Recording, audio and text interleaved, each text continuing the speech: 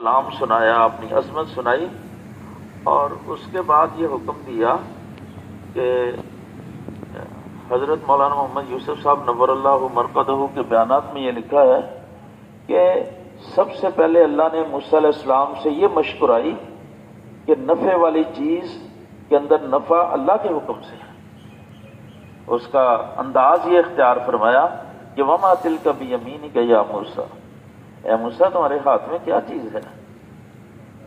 تو انسان کی فطرت ہے کہ انسان کے پاس جو چیزیں ہوتی ہیں ان کے فائدے نقصان اس کے ذہن میں ہوتے ہیں، یہ انسانی فطرت ہے۔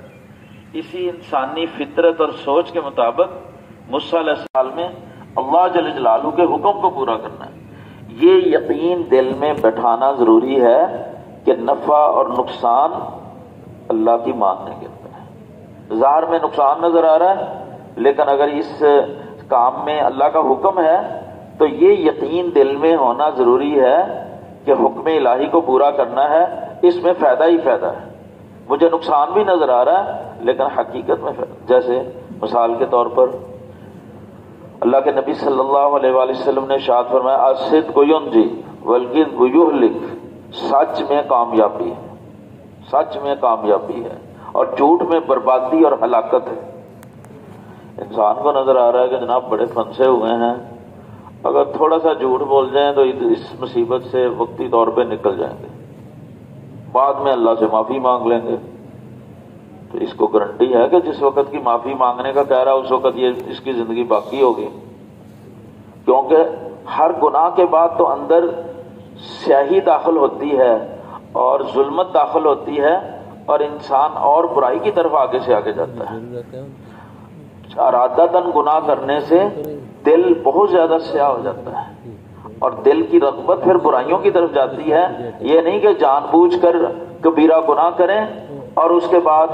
دل نیکی کی طرف مائل ہو جائے، دل تو اور برائی کی طرف مائل ہو جائے۔ تو ظاہر کہہ رہے ہیں جناب بڑی سزا ملنے کا خطرہ ہے، تھوڑا سا جھوٹ بول کے اس سے چھٹکارا کر لو۔ لیکن اگر دل میں ایمان ہوگا تو دل سے یہ آواز آئے گی کہ میرے نبی صلی اللہ علیہ وسلم کا فرمان ہے کہ سچ میں نجات اور کامیابی ہے۔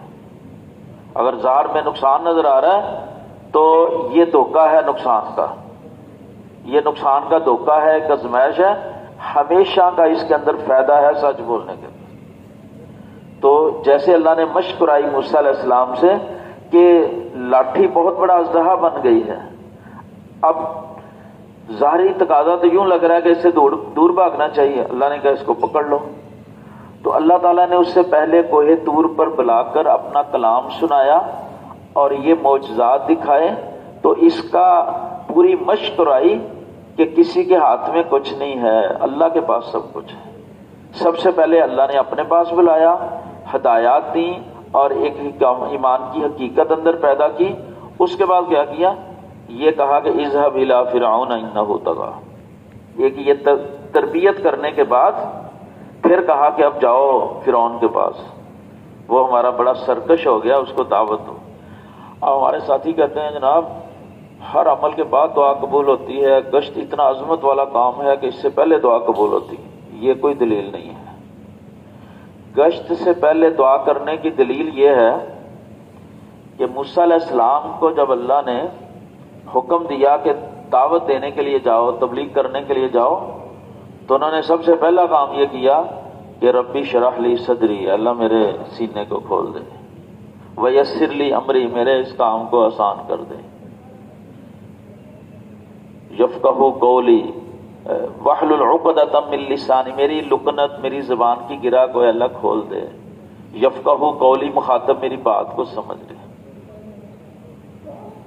اور اس کے بعد کہا کہ یا اللہ میری یہ بھی مدد کر دے، میری زبان کی لکنت دور کر دے، میری آواز ایسی صاف کر دے کہ میں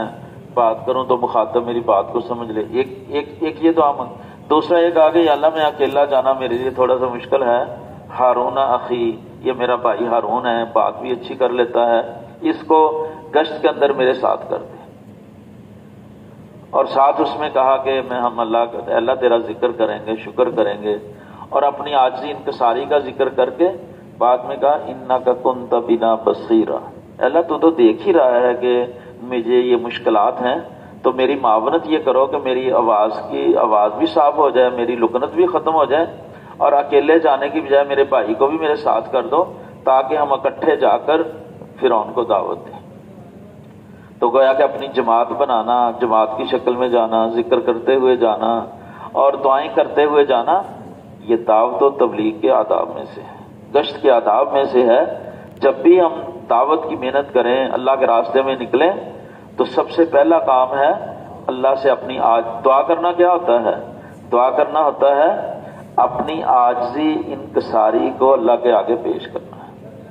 اللہ کہنے یا اللہ یہ تو بہت بڑا کام ہے، میں تو بڑا کمزور ہوں، اللہ میری مدد کر دے، اللہ میری یہ مدد کر دے، میری یہ مدد کر دے، اس طرح میری مدد کر دے۔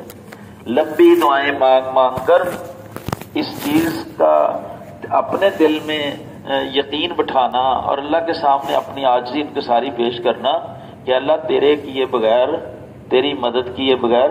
میں تو کچھ نہیں کر سکتا۔ اپنے عزم عاجزی انکساری اللہ کے آگے پیش کرنے کا یہ مطلب نہیں ہے کہ عزم میں کمزوری ہو، دعوت دینے کے عزم میں، اللہ کے راستے کے اندر نکلنے کے عزم میں کمزوری نہیں ہے، اور یہ لمبی دعا اور عاجزی انکساری والی دعا اللہ سے مدد حاصل کرنے کی۔ دوسرا کہا کہ موسیٰ علیہ السلام نے اپنی جماعت بنائی ہے گشت کی، اور پھر اللہ تعالیٰ نے فرمایا قال قد اوتیت سؤلک یا موسیٰ، اے موسیٰ جو مانگا ہم نے دے دیا۔ لیکن آگے کیا کہا؟ اذ اوحینا الی امک ما یوحی، اے موسیٰ جب تم پیدا ہوئے تو تیری ماں کو ہم نے وحی بھیجی۔ یہ تو کہہ دیا ہم نے دعا قبول کر لی، ساتھ ہی لیکن احسانات گنوائے۔ یہ کہا کہ اے موسیٰ جب تم پیدا ہوئے تو ہم نے تیری ماں کو وحی بھیجی کہ اس کو صندوق میں ڈال کر اس کو دریا میں ڈال دو، سمندر میں ڈال دو، کیونکہ وقت کا جو ظالم تھا، وقت کا جو حکمران تھا فرعون، ہر زمانے میں فرعون ہوتے ہیں، آج کے زمانے کے فرعون بھی دین سے دور کر رہے ہیں۔ موسیٰ علیہ السلام کا بھی فرعون دین سے دور کر رہا تھا، اور رسول اللہ صلی اللہ علیہ وآلہ وسلم نے ابو جہل کے بارے میں فرمایا تھا کہ میرا فرعون موسیٰ کے فرعون سے بڑا سخت ہے، اس نے تو مرتے وقت توبہ کر لی تھی، ایمان لے آیا تھا، میرا فرعون تو مرتے وقت بھی کہہ رہا ہے کہ گردن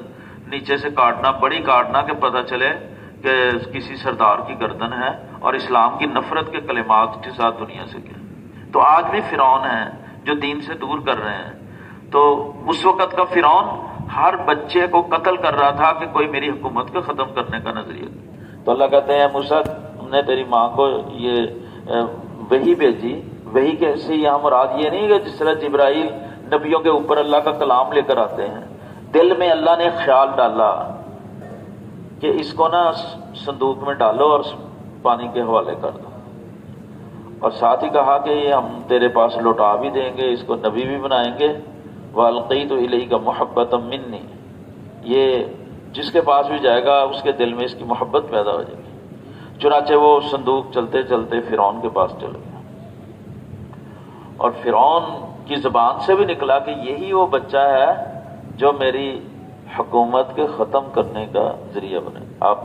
اس کی اہلیہ درمیان میں آ گئی، اس نے کہا نہیں نہیں، یہ چھوٹا سا بچہ کیا کرے گا، قرۃ عین لی ولک، یہ میری بھی آنکھوں کا ٹھنڈک کا سامان بنے گا، تیری آنکھوں کی ٹھنڈک کا بھی سامان بنے گا۔ فرعون نے کہا تیری آنکھوں کی ٹھنڈک کا سامان تو بن سکتا ہے، میری آنکھوں کی ٹھنڈک کا سامان نہیں بنے گا۔ چنانچہ ایسے ہی ہوگا، اس کی بیوی کی آنکھوں کی ٹھنڈک کا سامان یہ بنا کہ اللہ جل جلالہ نے اس کو ایمان بھی عطا فرمایا، اور ایمان لانے کے بعد اس نے ساری تکلیفیں برداشت کی اور اس کو مار مار کے جان سے ختم کر دیا گیا، لیکن اس اللہ کی بندی نے مرتے وقت یہ کہہ دیا رب ابن لی عندک بیتا فی الجنہ، اللہ اپنے بالکل قریب کی جنت میں مجھے گھر دے دے۔ اللہ کے قریب تو رسول اللہ صلی اللہ علیہ وسلم کی جنت تو نہیں، تو اس کو دنیا کے بدترین آدمی کی بیوی اور قیامت والے دن سب سے اعلیٰ جگہ پر اللہ نے پہنچا، رسول اللہ صلی اللہ علیہ وسلم کی زوجہ پر۔ تو ایسے کیا، پھر اللہ نے اور احسانات گنوائے۔ سارے احسانات گنوانے کے بعد جو پہلا حکم تھا اذهب الى فرعون انه طغى، اس حکم میں اللہ نے تھوڑی سی تبدیلی کی کہ یہ کہا اذهبا، دونوں جاؤ، اذهبا الى فرعون انه، اور ساتھ یہ کہا قال لا تخافا، اسے ڈرنے کی ضرورت کوئی نہیں ہے، اننی معکما اسمع وارا، اس کے پاس جا رہے ہو، جو کہے گا میں سن لوں گا، جو کرے گا میں دیکھ لوں گا، تمہیں ڈرنے کی ضرورت نہیں ہے، لیکن اتنی بات ہے کہ جو ہے نا گشت میں جا کر کیا کرنا ہے، بات نرمی سے کرنا ہے، نرمی سے کرنا ہے۔ یہ تبلیغ کے آداب ہیں کہ ہم نے جہاں بھی دعوت دینی ہے